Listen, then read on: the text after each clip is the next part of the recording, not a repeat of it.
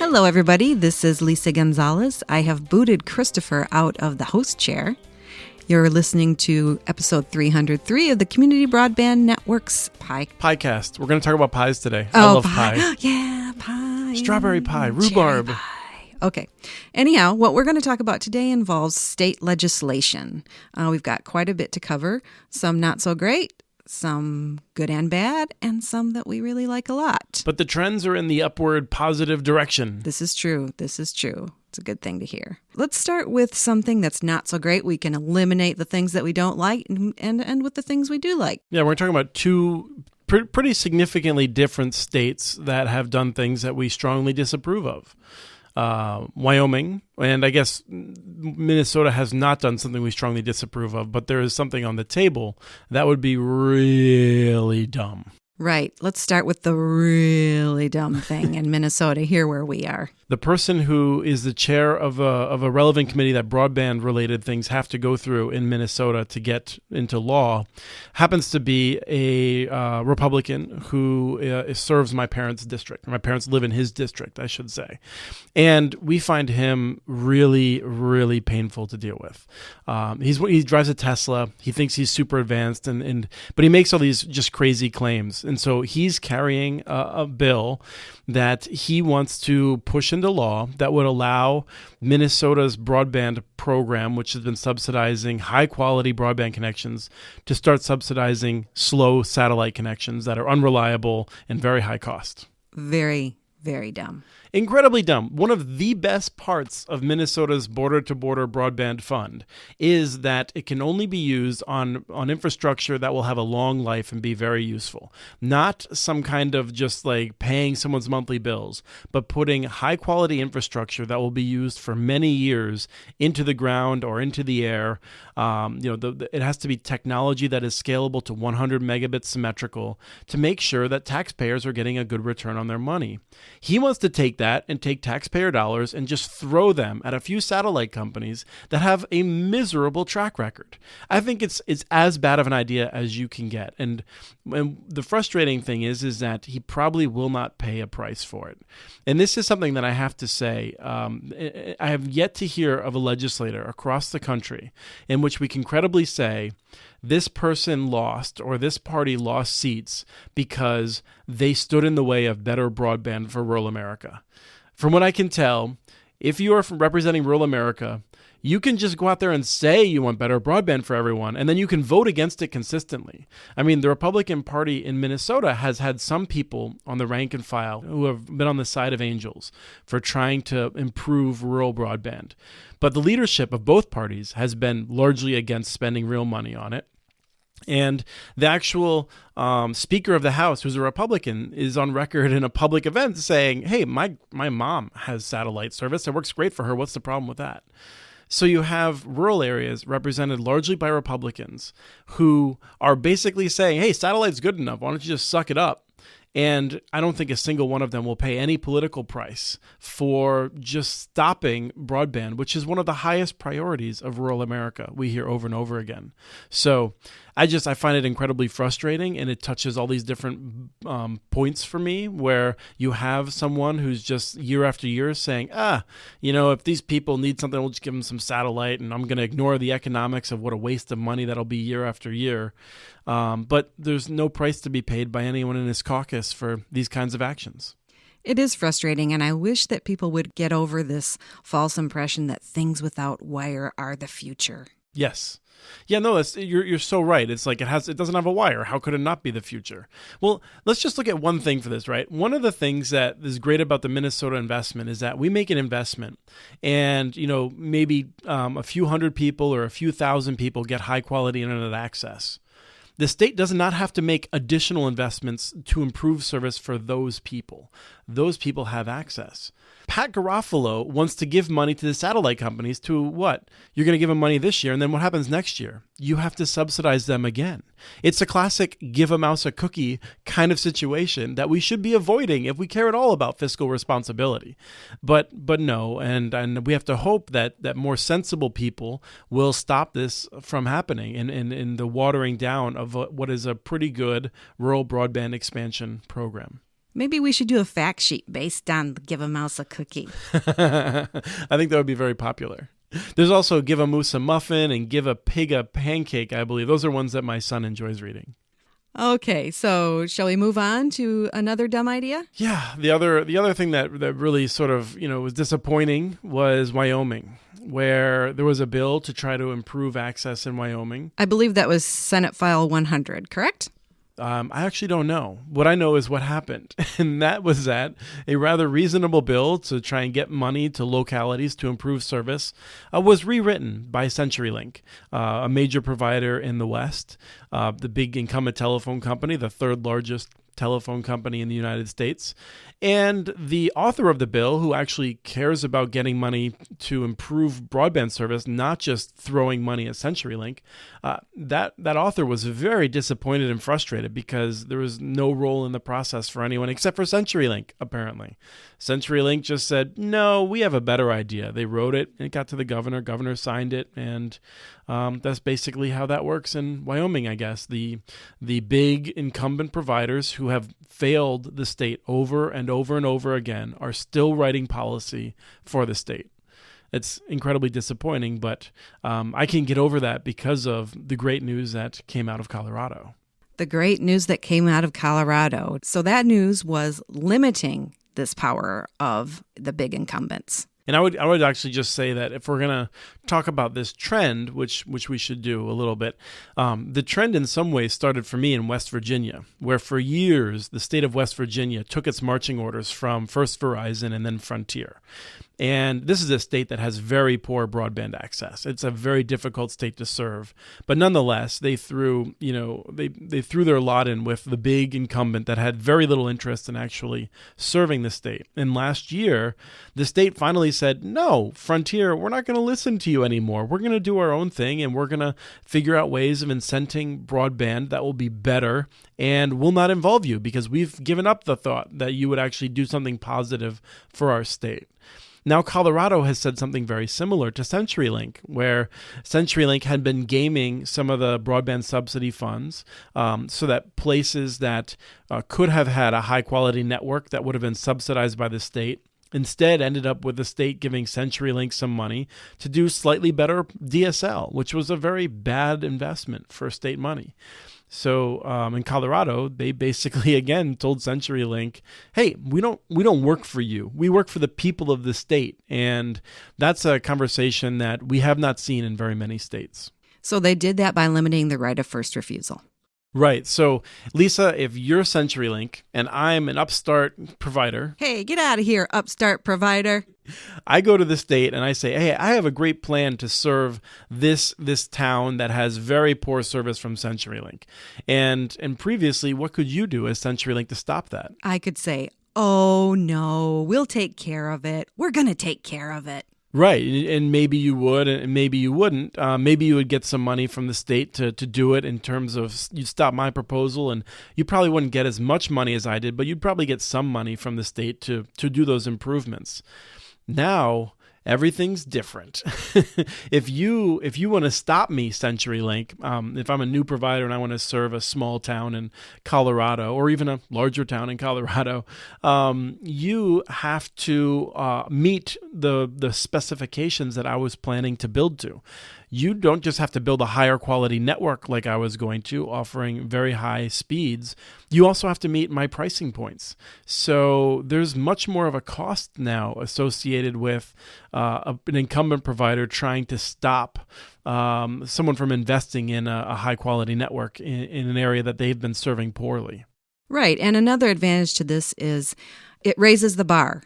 So even if an incumbent does decide to go ahead and deploy in that area, they have to deploy something better than they were probably planning to deploy in the first place. Exactly. And in fact, it would be, in many cases, this would be areas that CenturyLink has never deployed fiber in before, right? I mean, CenturyLink has no history of deploying fiber to rural America, whereas many local companies and cooperatives and municipalities certainly have built fiber out to rural America because they've recognized it's an important economic development tool. There's a good business case for it if you're not a big blundering incumbent that's trying to make all the money in the world.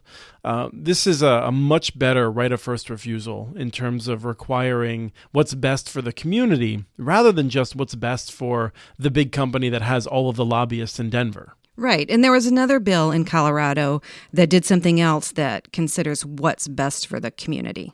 So Governor Hickenlooper just recently signed several bills about broadband, and one of them tightened the right of first refusal. I believe that was 1099. And there's another one, 02, that also had some major benefits. But the thing that I really love about it is how they defined broadband. Let me take that back. They got one piece of how to define broadband really good. If you or I were to define broadband, we would say it is a measurable speed. And that's the part that Colorado got right. Not just some advertising crap that anyone can claim, but that is a measurable speed using technology that actually can deliver the speeds. And I think you and I would peg the definition to the FCC. Even though we don't know that the FCC always gets it right, the fact that states don't always update these laws as frequently as the FCC means that I think that the state is best served by referencing a definition from the Federal Communications Commission rather than making up its own thing. There's two components that we'd like to see, and Colorado got one of them, which was measurable speeds. Unfortunately, they stuck by 10 megabits down by 1 megabit up, which is a much slower definition, and I think is inappropriate for the country that we want to live in, where everyone has adequate access to modern applications. But the fact that it's measurable will do a lot to improve the definition of broadband in Colorado. Now, Lisa, I've been talking about most of these because I'm the one with the big mouth, and I'm the one that has been out sort of talking to people about this a little bit more. Although, frankly, you do a lot of the research. There's one that I know very little about, so I'm not going to pretend to know more than you on it, as I have these other issues. It's Washington, where they have done something to encourage rural ports to be able to build networks. Well, I have to correct you there because now it's not only rural ports.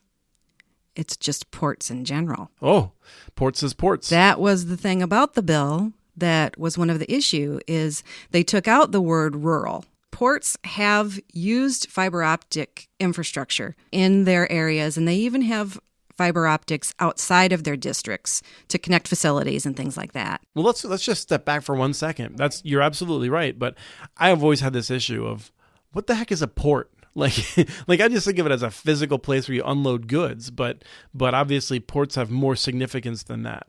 Right. Well, in Washington, they have these port districts, and what they are is they're like an economic development corporation almost. Mm-hmm. And it does involve places to unload big ships, but they also use funding to encourage business in other ways. And one of the things that they have often is fiber optic infrastructure. Because of the geography in Washington, it's one of the places where they have a lot of these port districts. Right. They got a big river or two that runs right up through the state. Right. I mean, there's even ports in Idaho, goes all the way across Washington. So these ports use their fiber optic infrastructure to provide their own connectivity in districts and also outside the district, the geographic location. And they've been limited that way in the past. Well, now, because of this change in the law, they're able to use that fiber optic infrastructure to work with a private sector partner in order to offer connectivity in areas outside their port district. So that had a lot of people excited, especially in places like Bellingham. They have Comcast, I believe, and they felt like the connectivity was expensive, and they've also felt like their customer service was really bad, and so they've wanted some options.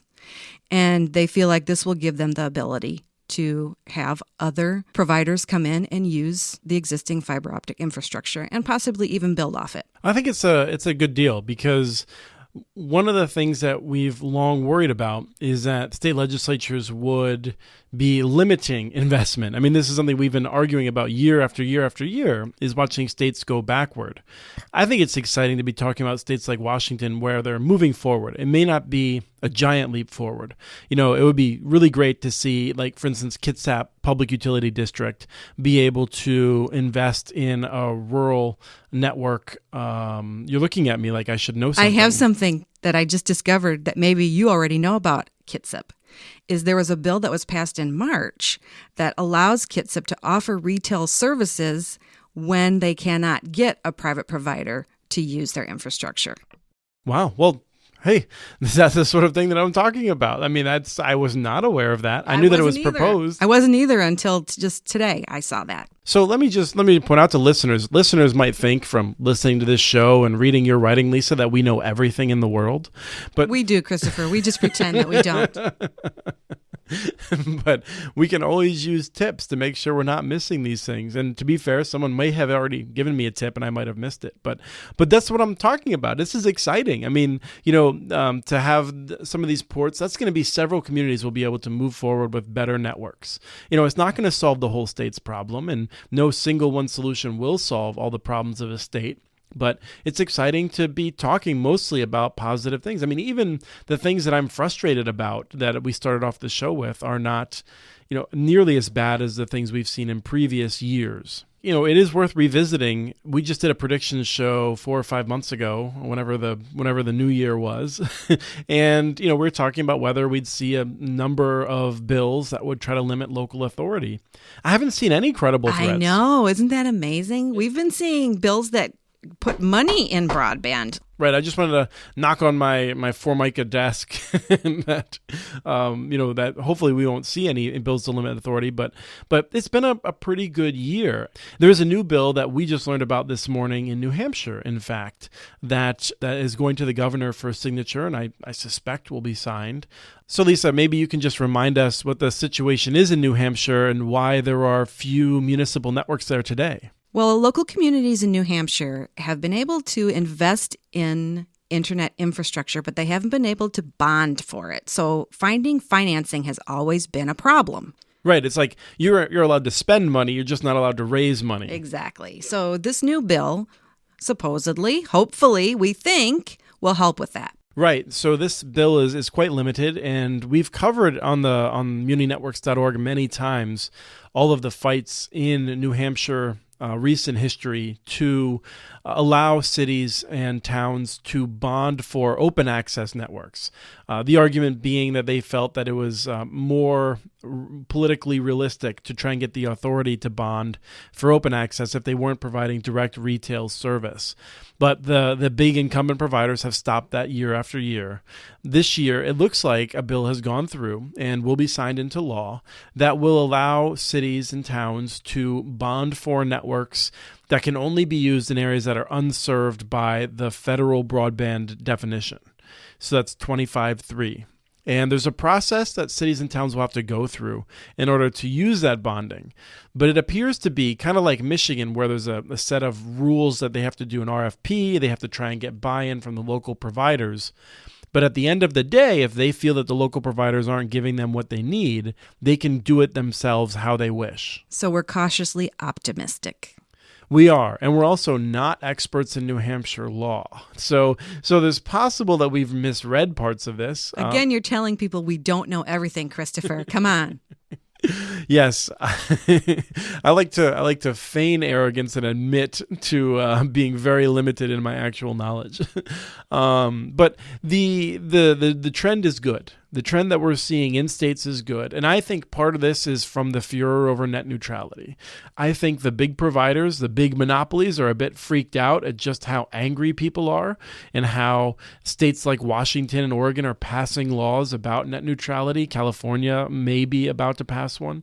New York, Montana, New Jersey have done executive actions on this. Also Vermont. And Vermont, thank you. Hawaii. Are there any others? I think there's a total of 5. So there's a lot of actual motion here, and I think the providers are a little bit freaked out at the fact that they're losing control, that they don't get to write the legislation automatically in state after state. Sometimes they actually have to compromise. Sometimes they don't get what they want much at all, although that's still pretty rare. And that's exciting. It's because of the pressure people are putting on their elected officials. And I hope that this only increases that. People really need to make sure that they're holding their elected officials accountable, because those lobbyists are going to be there and in greater numbers year after year. And if people aren't sort of keeping attention on this issue and making sure it's a high priority, then we'll go back to the status quo ante. Let's throw in some Latin. We'll go back to where the incumbents are writing all the legislation again. Just one last thing, this isn't quite there yet, but is another promising sign. That's Ohio. What's happening in Ohio? They have introduced a bill that was modeled after the Minnesota border-to-border broadband program. I believe it's $100 million over the next 2 years. Right, it's a good chunk of change, but I think when you say they introduced, it's actually, it passed the House, and what's interesting is... It did pass, didn't it? It passed the House, it's in the Senate. That's right. Nearly the entire House sponsored it in the end. I mean, it had a lot of hearings. I want to give incredible respect to the people in Ohio that have been organizing around this. I believe it's the Connect Ohio group has been quite active in pushing this. The incumbents, I think, didn't take it very seriously, but ultimately, when you have so many in the House having sponsored it, it's really moving. And again, this is one of those things where, I can understand how someone listening at the beginning of the show might think I was overly partisan against the Republicans. But in Ohio, it really seems like this is something that both parties are moving forward. And that's ultimately what I'm looking for. I'm never telling anyone you should vote for a Republican, you should vote for a Democrat. I'm telling people you should demand better from whoever is electing, whoever is representing you. But you should vote. Oh, yeah. Regardless of who you vote for. And if you want to vote libertarian, or if you want to vote blah, blah, blah, I'm not telling people how to vote. You need to be active. Boy, this is turning into a civics lecture, I guess. But my main thought is that, there's a lot of people who desperately wish that they had the small amount of power that we have in terms of holding our elected officials responsible. And we need to do the best we can with that power. You should be organizing outside of the vote. You certainly shouldn't be thinking that that's enough to just vote. You need to be involved with your fellow citizens and whatnot, and any businesses or trade groups or churches that you're involved with should be involved in trying to ensure that we have government that's representing us. And if you want to make broadband an issue that you want to be active on, which you should, which you probably already are because you're listening to this podcast, then look at our website because we have tons and tons of resources. Right. And if you're in Ohio, let's get this thing through the Senate. I mean, I'm sure there's going to be a continuing fight, but the important thing is that it gets passed by the end of the year. At the end of the year, you lose the option of being able to carry it on. A lot of that work will have been, I wouldn't say for naught because people were educated. The incumbents are going to be trying to kill this thing, I think. It's a bill that, again, it has a right of first refusal that I think is not strong enough. But anything the incumbents can do to preserve the status quo, they're trying to do. And then as far as the status quo goes, I think we're done. I think we are. So then we'll end this on the status quo. The Latin just threw me. I remember a Latin teacher I had. He always loved the term ecce, which was hark. Or I could be remembering that incorrectly. I'm sorry, Mr. Grasso, if I am. But do you think Mr. Grasso listens to our podcast? That would be a lovely surprise. I'm thinking he's probably not one of the tens of people we have regularly tuning in. You're going to get an email from him. No, you never know. I think I'm sure that he cares a lot about broadband so that people can learn all about Latin on their own. So thanks for tuning in. We wanted to cover some of these state issues because there's a lot of things that have been happening, and we just thought it'd be worth rounding it up. Always feel free to let us know if you thought this was a good use of our time and your time. Maybe we'll do this again. Maybe we won't. Kind of depends on what happens in the States.